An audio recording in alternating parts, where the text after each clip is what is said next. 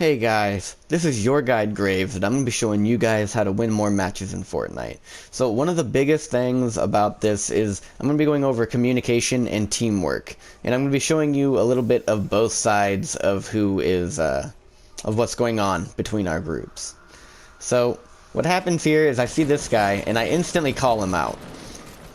So what happened here was I saw him over here, I saw him pickaxing. This guy was completely oblivious to what was going on. I don't know if he didn't have a headset and he just couldn't hear me or what was happening exactly, but it was a quick, easy fight that just ended rather quickly. So, as you can see, I just kind of laid into him real quick and he started building, and what I did was I waited for my friend, for my partner, to break his build down so that I could shotgun him in the face. And I'll show you guys what was going on with coming down, and he was headed over this direction. This one I called him out, and instantly, notice there was no hesitation. It was instant. There was no waiting, there was nothing going on. He was in the middle of farming, he heard a person was here, instantly started building and pushing, which allowed me to shoot him. Had he not done that, I might have had a little more difficult time with him. You know, like if somebody calls somebody out, you can't be still farming, you can't still be looting up, looking for health or whatever it is that you're doing at that time. You know, your friend is there, he's doing damage, he's getting shot at, you need to be there. So now I'm going to switch back over to my perspective. And I will jump forward to our next fight. So we come up here, and my friend calls out that he heard people. So I'm looking for them, trying to figure out where they're at. I see him, and I end up shooting him a couple times, then he goes down.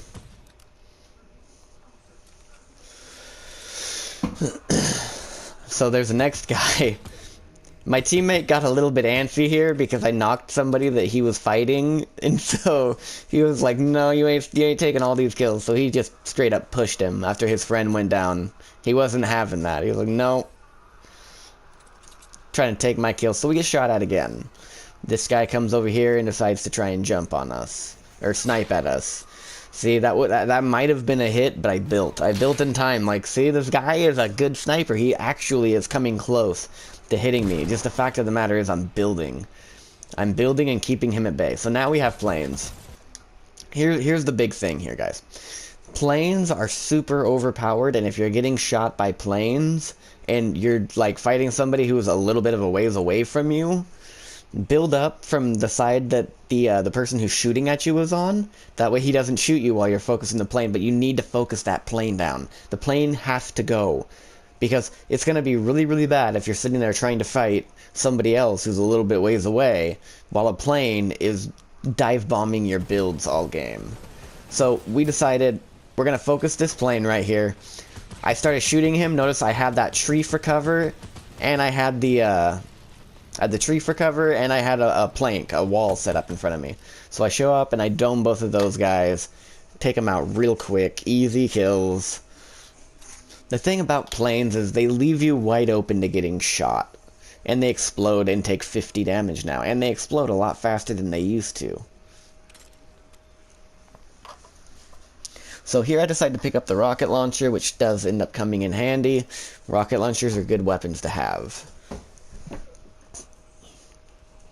So I see my friend over there is healing, and so I decide to come over here and give him a big pot. That way he can get back up to full health. I was the healer in this. So when you guys are playing, you guys can play in a couple different ways. You can have both of you holding heals, or you can have one guy who's holding like two types of heals, and the other guy who has just full weaponry going on. That way, you know, your healer is still armed and everything, but he's going to be the one who's dropping you meds. He's the one who's going to be dropping you some big pots, some mini pots. That's the guy that you're going to want to do, that you want to have with you. Or you can both have heals. That way, like if you're in the middle of a fight and you need to pop them, then you can pop them. But if you're confident enough and you really just don't think you're going to need to really be popping any heals in the middle of combat, which I don't recommend, then that's how you want to roll it. That's how you want to roll it. So anyways, we come up here, and I decided to take high ground here. The circle was over in that direction, but that wasn't the case when I came up here. And I end up seeing this guy right over here. I heard him take the zip line, and I was just trying to find him. At this moment, my partner actually is gone at the moment. He had to go take care of some stuff. Real life. This guy was alone. I figured I could handle him on my own. I saw that he was really bad. I missed that shot. Like, this guy was really, he was... I don't like calling that stuff out, but he was a little bit lost. He was missing his shots all over the place. I don't know if maybe he turned his sensitivity up and he just couldn't keep me on track, but he wasn't really building or anything, so he might have been new. It's really hard to tell these days. Anyways, I come in here because I ended up taking 48 damage, so I wanted to heal up and get back up to full shield. I had the big pots to do so, so now I'm back at full shield, and now my partner should be back here in about a second. I believe he ends up showing up right about now.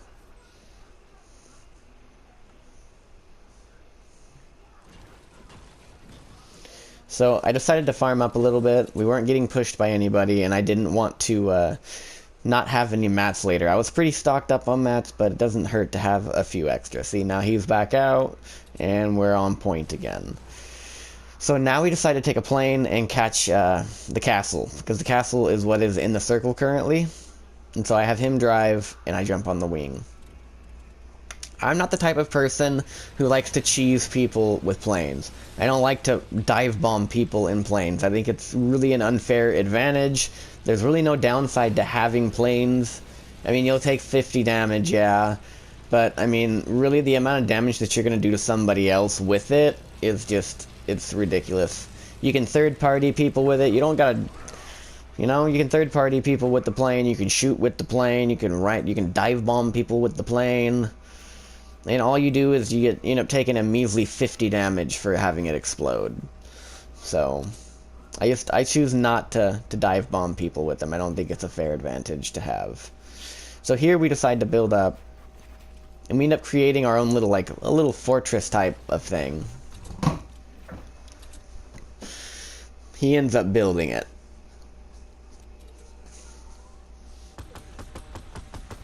So he sees somebody over that way. I don't have a sniper rifle, and even though he's shooting with an AR right now, they have a sniper rifle, and I don't want to push that. I really don't want to push somebody who's got a sniper rifle with an AR. Because whereas I might end up doing maybe 50 damage to them on a headshot if I'm lucky, if they manage to headshot me, I'm down, and I'm done. There's no more me at that point, unless he gets the chance to revive me. So as you can see, he starts building. He does this, that way it's a little bit harder to differentiate where we're at. And so if somebody lands on top or lands near us, we kind of have control over the rooms that they are in. That way we can, like, if they decide to land on top of something, you know, we can box them in or whatever. I decide to lay down some traps right here. That way if anybody decides they want to land next to me, they're going to have to deal with the traps there. He starts walling off the sides. I wall off these sides. That way, people can't land right in that direction over there and avoid my traps. If they want to land next to me, then they have no choice but to land on a trap.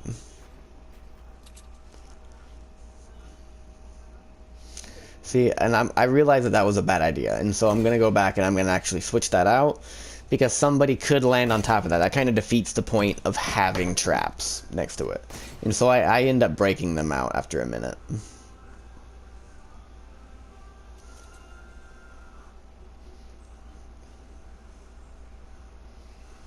Takes me a second to realize that it was a bad idea, but I end up doing that.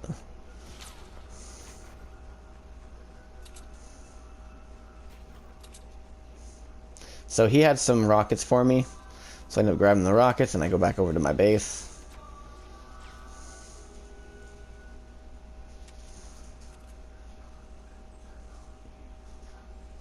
Like, I was initially thinking that if I covered the traps up, they wouldn't see them and they would land there. But then I realized that they couldn't land on top of them. So I end up breaking them out. Like, I hear them jumping on us and I didn't want them landing on top of me. And I think that they saw the traps were there, and they didn't want to try and fight me with all the traps here. When I ended up hitting him for 66, that was a headshot, and it did quite a bit of damage to him. My friend ended up dropping to his death on accident, and I ended up taking a little bit of damage here.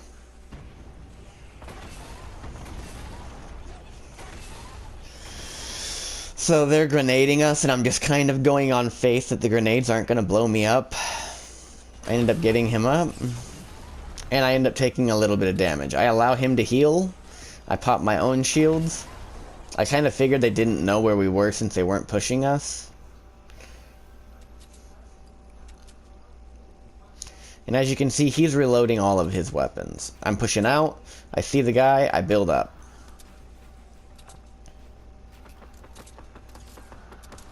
He ends up doing a mass amount of damage to that guy, and so I start focusing this guy. At that point, he has knocked his opponent, and I am now shooting and going after this guy.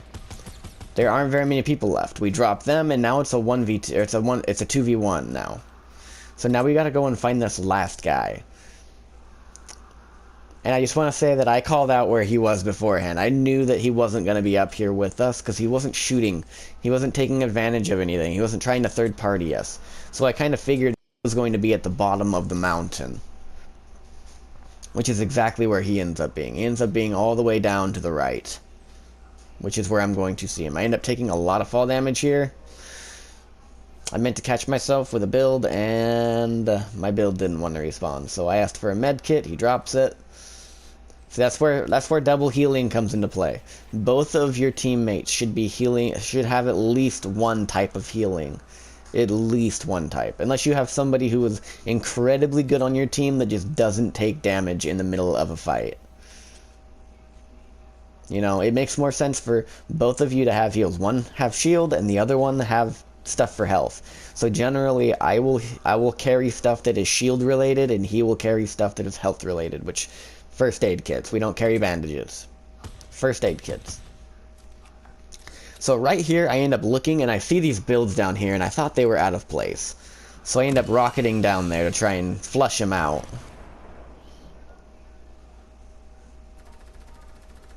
I noticed that my friend saw him. Done deal. And that is game. So the main thing I want to say about this is him and I were in constant, like we were talking the entire time. We were communicating. I was saying, hey, he's down here, and he was like, where? I was like, he's at the bottom of the base, dude. He's at the bottom of the mountain by the storm. And he was already there beforehand. Like, as soon as he saw me shoot that rocket out, he knew exactly where to go, exactly where to push. Me and my partner have almost, like, we can almost read each other's thoughts, I swear. Like, he already knew where he was. He saw where I was looking. He saw where my character was positioned at. He was looking at the arrow and the indicator on the mini-map and saw, okay, he's down here. He said he was below the base. He said he was below the mountain. And he saw that my indicator, my arrow, the tip of it was pointing at the storm. And so he instantly went down there and started pushing down there to take advantage of it. He saw that I was rocketing in him, and he was going to be focused on me. He was going to be focused on the fact that I was rocketing him, and he could get a couple shots in and take him out.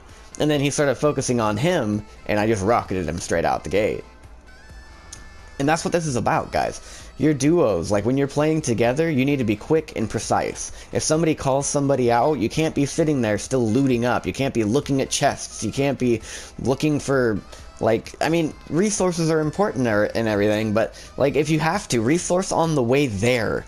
Like, don't stay where you're at, resource up, and then move to your partner, because your partner's probably going to be dead by then. I mean, really, not very many people can 1v2 people. It's not an easy thing to do. I can do it occasionally if they're really bad, but if they are on my same skill level, then I'm going to have a really hard time trying to differentiate between the two. You know? So when you're moving and you're attacking, you need to be quick about it. So that is how things work on duos, and that is why we won. So I hope that this video was helpful to you all, and I hope that you guys have a great time doing your duos. May the Fortnites be with you.